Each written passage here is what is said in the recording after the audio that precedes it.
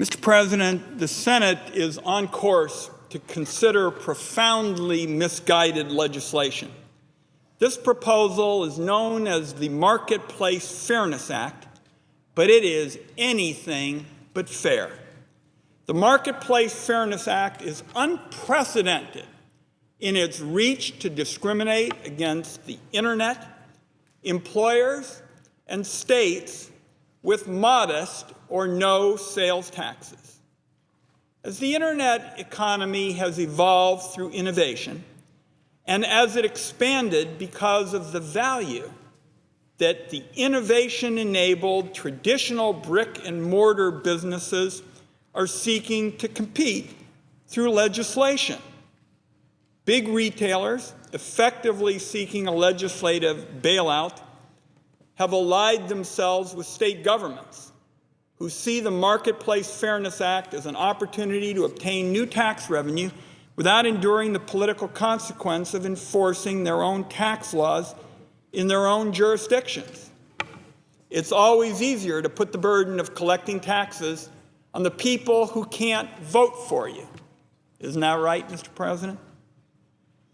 The Marketplace Fairness Act is going to hobble the Internet economy and constrain online commerce.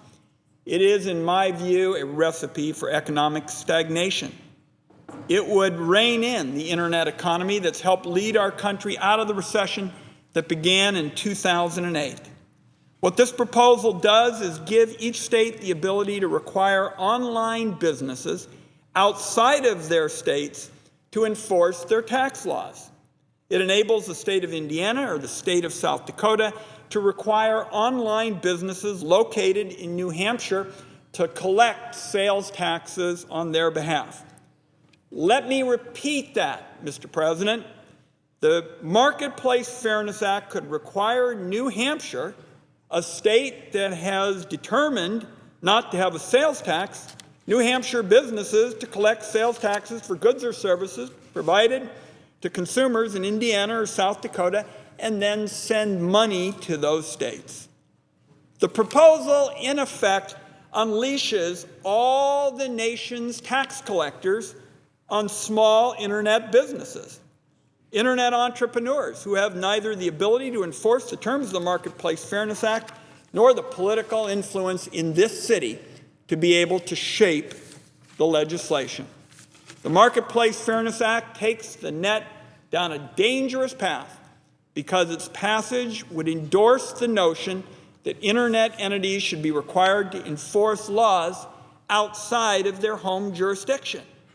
Foreign countries have long pressed the notion that the Internet should be ceded to their control.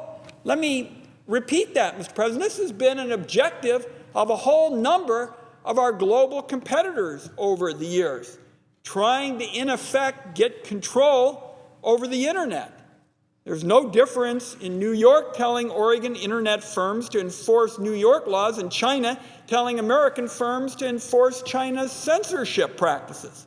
As it is already, many countries are seeking to actually put the United Nations in charge as the Internet's regulator-in-chief, and this bill, to a great extent, endorses that worldview.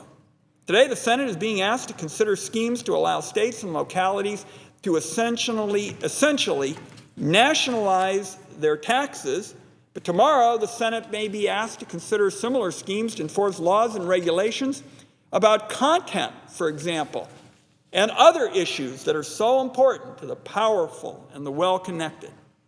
The precedent that the Marketplace Fairness Act establishes takes the Internet, the American economy, and our society down a dark path. It's a path towards a future where governments can impose their values and their regulatory regimes on Internet businesses anywhere. It is a future in which the sovereignty of the country and the sovereignty of our states is significantly eroded.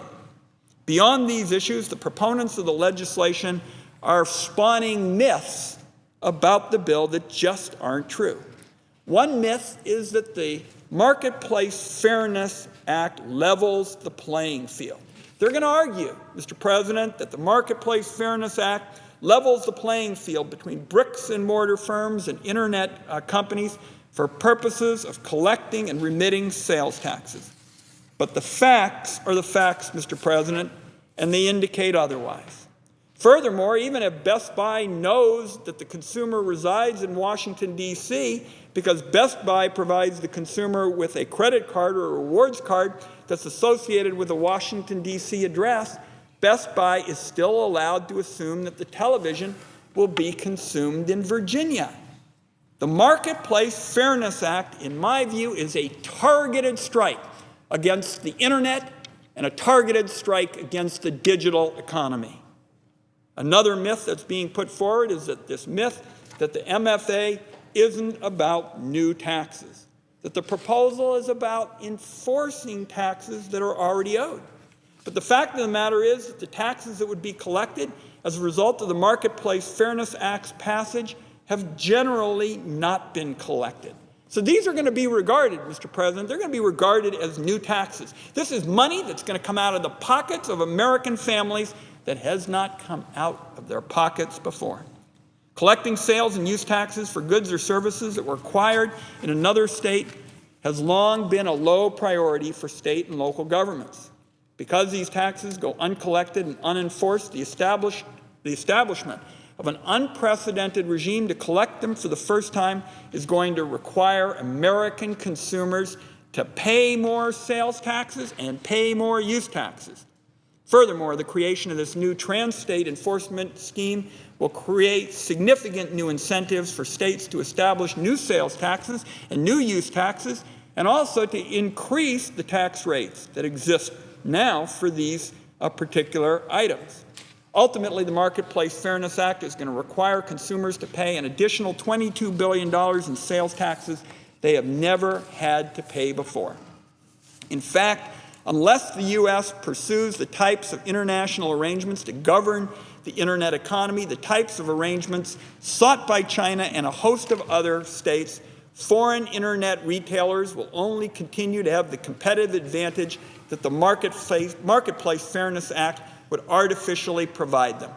That, Mr. President, is not what the American economy needs. That's not what's going to promote online innovation and value. I hope my colleagues will oppose this Marketplace Fairness Act. It is premature. It is, more than anything else, Mr. President, it is coercive. It is coercive. Now, we're going to hear about how simple this is. Back when we started writing the first bills about technology and the net, Mr. President, we said the key principle is do no harm. This is going to do harm. Just this past weekend, I was in Southern Oregon, where we have many small retailers. We have one in Grants Pass, Oregon, Fire Mountain Gym. It's an exciting new business online, but it's up against very tough international competition. And what I fear is, unless there is a thoughtful effort along the lines of what Chairman Baucus has tried to do in the Finance Committee to think this through, this bill in a global economy will give foreign retailers a significant leg up. You're going to have people on the northern border of the United States or the southern border of the United States. They're going to say, I want to do business in the United States. I'm a patriotic American. But there are more than 8,000 taxing jurisdictions in America. And if we force our businesses, our online retailers, like the ones that I represent in Southern Oregon, to spend their time and their money trying to comply with scores and scores of tax regimes that are thousands of miles away, it's going to be very tough for them to compete with foreign retailers. This violates the basic principle that we began a decade ago, Mr. President, with respect to technology, and that is do no harm. Do no harm to the cause of innovation. Ensure that we have fairness, bricks and clicks together, which is, I think, the future of the American economy. This bill violates that basic principle of technology policy. It will do no harm, and I urge my colleagues to oppose it and its premature consideration by the full Senate. Mr. President, I yield the floor.